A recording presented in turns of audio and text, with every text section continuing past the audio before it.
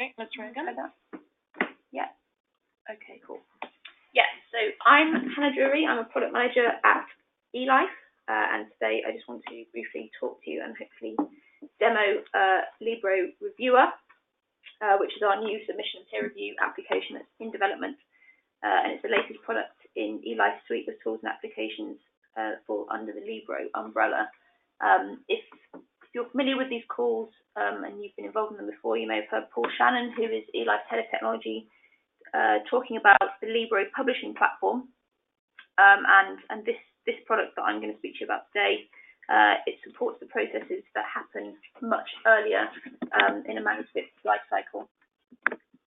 And like eLife's other technology products, like Libero, the reviewer is built entirely in the open under an MIT license, and I've dropped a link to our GitHub repository in the notes section of the Etherpad for anybody that's interested.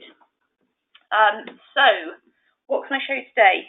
In the last couple of weeks, we've publicly launched the first installment of the application to a percentage of users, and what this encompasses is all the steps that an author needs to go through in order to make an initial submission to eLife. So hopefully this is going to go smoothly, as live demos always do. If you can imagine, this is my dashboard. I've logged into the application via Orchid. My dashboard's empty at the moment, so I'm going to begin a new submission. And you can see that the setup here is very much kind of a familiar wizard setup, and it's going to guide me through the process of submission. We've tried as far as possible to make this a form checking exercise as opposed to a form filling exercise. So you can see there that I pre-filled my details using my Orchid account. So it's pulled in all of the details that I have publicly available on my Orchid account.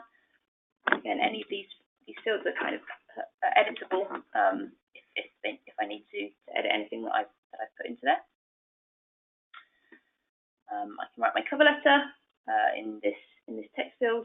For the interest of speed, I'm just going to copy and paste some text in there and upload my manuscript. Excuse me. And you can see now I've uploaded my manuscript to my submission, and I've got the option now to add any supporting files that I think the editors may want to look at, may help them in their assessment of my manuscript.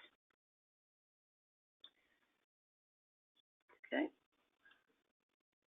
Now, what's happened here is technology run by ScienceBeam in the background has extracted the title from the Word document PDF that I uploaded. So this field has been pre-filled. Again, it's completely editable, so if I need to make any adjustments for whatever reason, I could do. Choose my article type, my subject area. This is keyboard navigable. I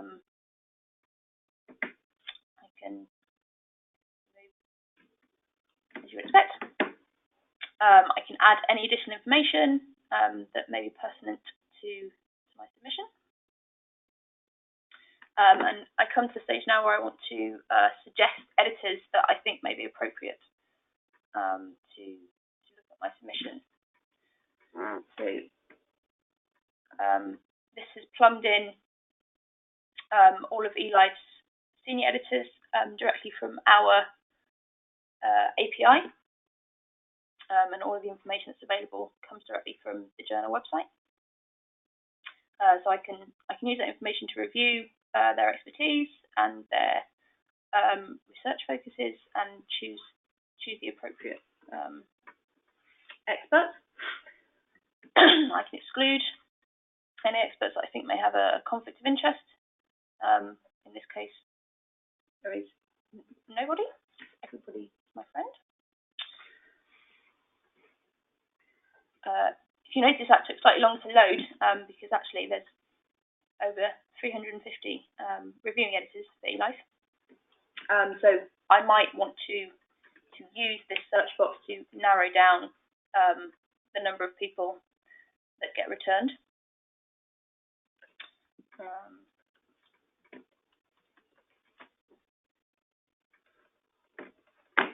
Let's have some Richards. There we go. Again, I can exclude. I can add any reviewers that I think would be helpful in looking at this. And finally, I need to acknowledge that I've read the disclosure statement and that I agree for my information to be shared appropriately. Am I sure? I can cancel that. I can go back, navigate my way back through the wizard to double check everything, but I'm fairly happy with the information that I've plugged in. So yes, my test manuscript has been set. So basically what's happened now is that submission has been zipped up into a Mecha package, and that stands for Manuscript Exchange Common Approach, and you can learn more. I've dropped a link into the Etherpad about that, but that's how we integrate with our current system, because as you notice, the application so far only supports the first stage of submission to eLife. So the rest of the editorial process is still being supported by our current system. So we need a way for these two systems to interact with each other. So that is the end of my demo. I don't know, how am I doing for time? Am I good for time? Yeah, we can probably allow one question. I can see that Sham Saladi has raised his hand. So let me just unmute you, Sham, and you will be able to ask your question directly. Here you go.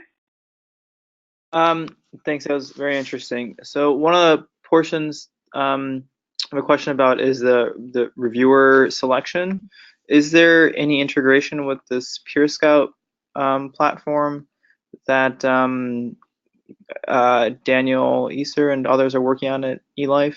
I imagine like going through the text of the abstract and using that to help suggest reviewers.